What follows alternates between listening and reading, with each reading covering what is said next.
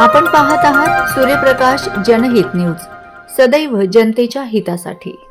सुप्रसिद्ध मूर्तिकार रामजी सुतार यांना गोंदूर मूळ गावी भावपूर्ण श्रद्धांजली अर्पण। बातमी सविस्तर। गोंदूर तालुका जिल्हा धुळे।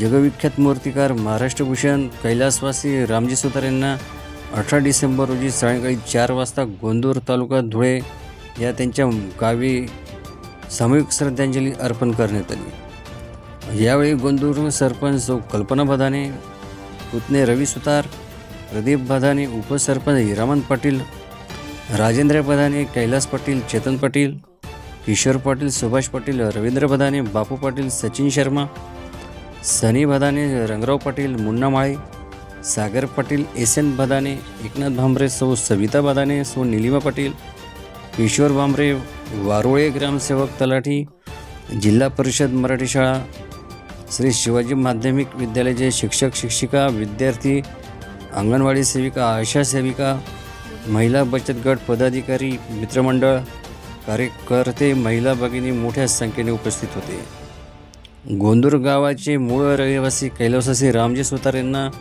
भावपूर्ण श्रद्धांजली अर्पण करताना सुभाष आबा पाटील, किशोर पाटील, सचिन शर्मा, प्रसाद पाटील यांनी मनोगत व्यक्त केले।